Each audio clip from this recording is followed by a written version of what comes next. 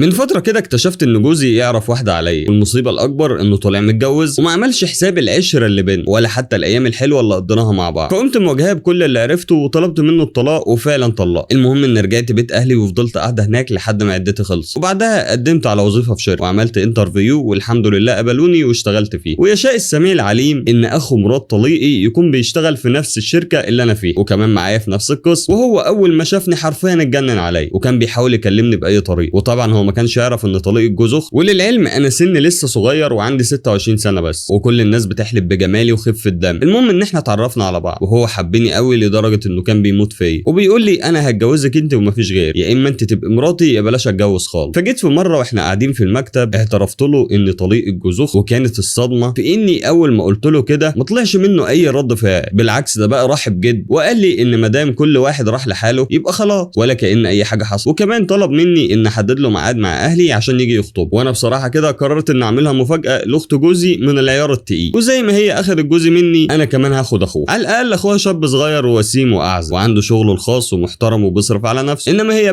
هي بقى خدت واحد مطلق وكبير واسنانه خلاص قربت تقع، وانا اخدت الشاب الفله اللي لسه في عز شباب. وخليهم بقى هما الاثنين يولعوا ببعض ويبقى ربنا يحرق دمهم زي ما حرقوا قلبي.